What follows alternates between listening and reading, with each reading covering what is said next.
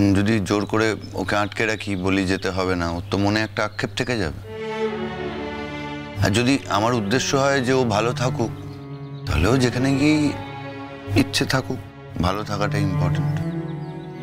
কিন্তু তার সঙ্গে তো তোমার বাচ্চাটা জড়িয়ে যাচ্ছে ভাবি, এটা কি তুমি একবারও ভেবে দেখেছো? কি করা যাবে বৌদি ভাই?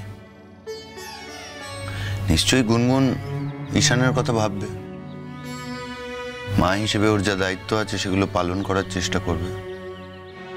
দেখো, একটা বাচ্চার ওপর তো শুধু মায়ের না, ওর বাবারও অধিকার থাকে। বাবা মারা গেলে আর একটা কথা, অন্য বিষয়। বাবা যখন বেঁচে আছে তখন বাবার সাহচর্যটা বাচ্চার দরকার। সেটা যদি ও কখনো ফিল করে, বোঝে, সেই পরিস্থিতি তৈরি করে, তাহলে হবে, না হলে হবে না। যাই হোক, এই কথা বলার জন্য তো এখানে আসিনি।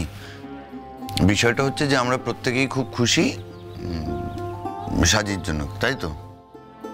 তো সাজির আজকে নতুন কাজ, নতুন জীবন নতুনভাবে শুরু করছে, তাই সবাই এক জায়গায় হয়েছি, আনন্দ হচ্ছে। আমি তো বলেছিলাম সাজিকে যে চল আমি তোকে ছেড়ে দিয়ে আসি, তুই তো। সোনাদা, আমি ওখানে চাকরি করার জন্য যাচ্ছি। তোর মনে আছে কলেজের ইনিশিয়াল ডেজগুলোতে তুই আর দাদা ভাই আমাকে কলেজ পৌঁছে দিতি? মনে থাকবে না আবার? আরে তুই তো আমাদের কাছে এখনো সেই ছোটটাই আছিস রে। তুই যতই বড় হয়ে যা না কেন, তুই যতই কলেজের লেকচারার হয়ে যা, যতই তুই তোর ছাত্রছাত্রীদের বকাবকি কর, আরে বাবা তুই তো আমাদের সেই ছোট বোনটাই। এই প্রথম দিন যদি ওকে আমরা কলেজে নিয়ে যেতাম, কি ক্ষতি হতো আমি তো বুঝতে পারছি না। তোর বেশি বেশি সব ব্যাপারে। না দেখ, জীবনে যখন একাই চলতে হবে তখন একাই চলবো এবং ভালোভাবে চলবো। এই রেজলিউশনটা ভাঙিস না প্লিজ। দেখ, তোরা তো আছিসই, আমি জানি হাত বাড়ালে আমি তোদের পাবো, কিন্তু হাত বাড়ানোর আগেই তোরা থেকে আমার অভ্যেসটা নষ্ট করে দিস না। আমাকে ফাইট করতে দে না। সাজি অনেক বড় হয়ে গেছে, আমাদের সেই সাজি আর নেই গো। জীবন আমাকে বড় করে দিয়েছে বৌদি ভাই, হয়তো আমি এতটা বড় হতাম না, কিন্তু দেখো আজকে তো প্রথম দিন, তুমি গিয়ে একবার প্রিন্সিপাল স্যারের সঙ্গে দেখা করবে তো?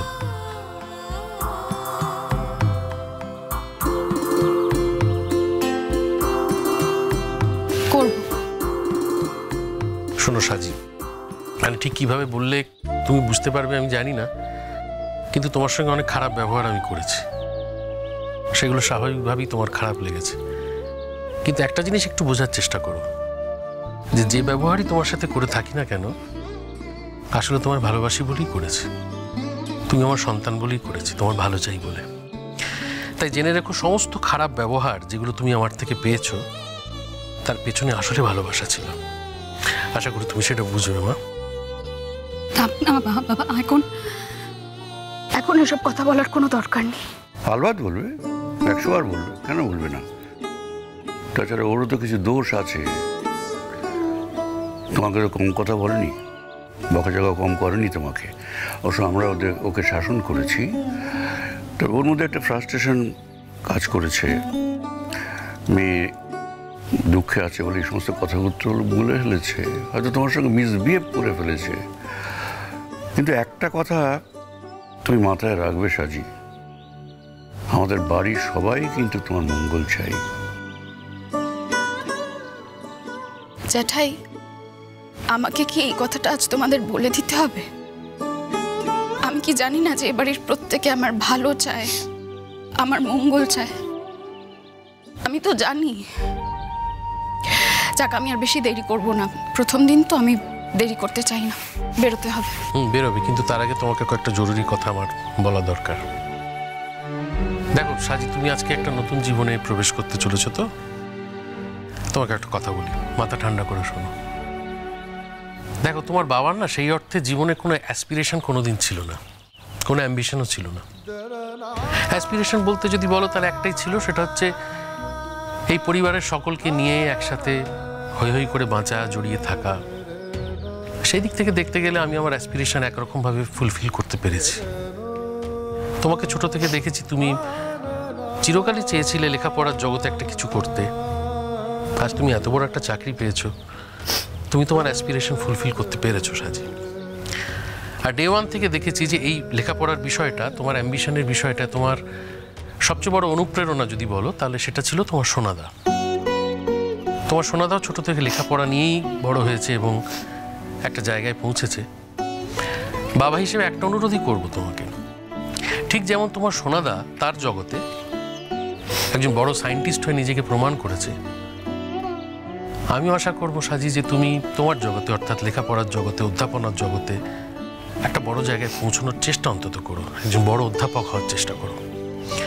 এইটুকুই চাহিদা আমার তোমার উপরে। জীবনে একটা ভুল তুমি করে ফেলেছো, আমি চাই সেই ভুল থেকে তুমি যে শিক্ষা পেয়েছো সেই শিক্ষা যেন তোমার চিরস্থায়ী হয়। তোমার বাবার প্রতি তোমার অনেক অভিমান আছে, আমি জানি, হওয়াটাই স্বাভাবিক। আমি একবারও বলবো না যে অভিমান তুমি একদিনে মুছে ফেলো, বরং আমি চাইবো যে এই অভিমান, এই ধাক্কা থেকে যে শক্তি তুমি পেয়েছো, আমি জানি সেই শক্তি তোমাকে আজকে এই জায়গাটায় আসতে সাহায্য করেছে। সেই শক্তি যেন তুমি সবসময় পাও। ভুল থেকে যে শিক্ষা তুমি পেয়েছো সেই শিক্ষা যেন তোমার জীবনকে আরো সমৃদ্ধ করে। তুমি বুঝতে পারলে আমি কি বলতে চাইছি? ঠিকই বলেছো বাবা। হয়তো না, আমি নিশ্চিত তোমরা যে ব্যবহারটা আমার সাথে করেছো, যে মিসবিহেভিয়ারটা আমার সাথে করেছো, আমাকে প্রত্যেকে তোমরা অবিশ্বাস করেছিলে বলেই আমি জীবনটা না নতুন করে করতে পেরেছি। বিশ্বাস করো, আমাকে যতটা দূরে তোমরা সরিয়ে দিয়েছিলে না, আমি নিজেকে ততটা গুটিয়ে ফেলেছিলাম। আমি আরো মন দিয়ে পড়াশোনা করেছি, আমি মন দিয়ে পরীক্ষা দিয়েছি, কারণ আমি তো জানি যে আমার জীবনে যা ঘটেছে বা আমি যা সাফার করেছি, অন্য কেউ তো এই পরিবারের সেটা সাফার করেনি, বা অন্য কারোর জীবনে তো এটা হয়নি বলো। সেজন্য আমি আরো মন দিয়ে পড়াশোনা করেছি। তোমরা আমাকে এটাও বুঝিয়ে দিয়েছিলে যে আমি এই পরিবারের কলঙ্ক।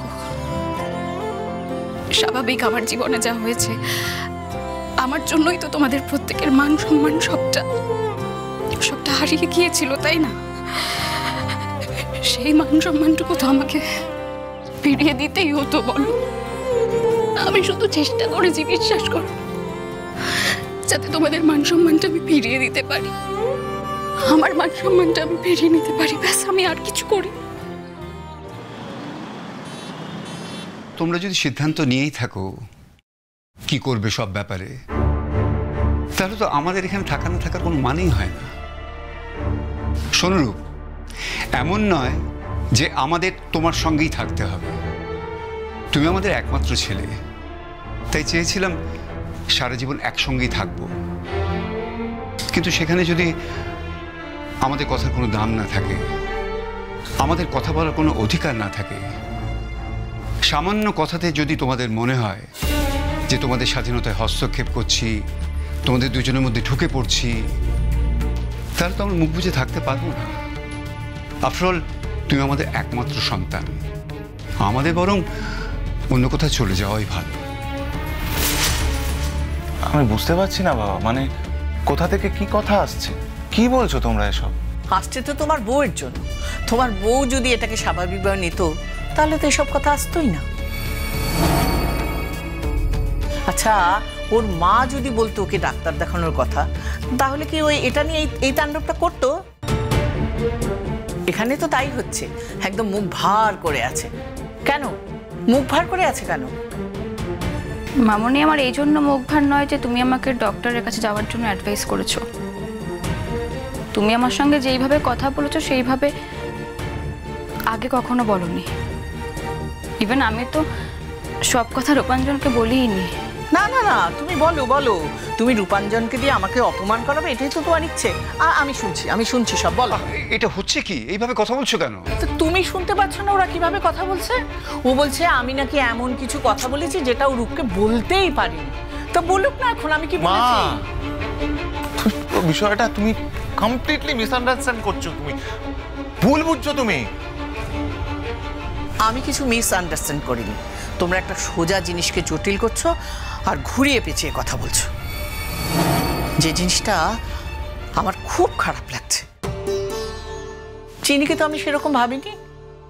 ও একটা জয়েন্ট ফ্যামিলির মেয়ে, সবার সাথে একদম একসাথে বড় হয়েছে। ও যে এইরকম একটা একচোড়া স্বভাবের হবে আমি কি করে জানবো? মামনি আমার একচোড়া স্বভাব? কোনো সন্দেহ আছে নাকি? যদি তাই না হতো, তোমার যদি খারাপ লেগে না থাকতো, তাহলে কোনো কথা আমাকে বলতে। আর আমাকে না বলে তুমি তুমি শুধু রূপাঞ্জনকে বলতে গেছো কেন? আমাদের বাড়িতে তো এইরকম আলাদা আলাদা করে কোনো কথা হয় না। এই তো তোমার বাবার সঙ্গে যা কথা হয় আমি তো তোমাকেই শেয়ার করি। তোমার বাবার কিছু বলার থাকলে সেটা তো আমাদের সবার সামনে বলে, তো তুমি কেন আলাদা করে বলেছো?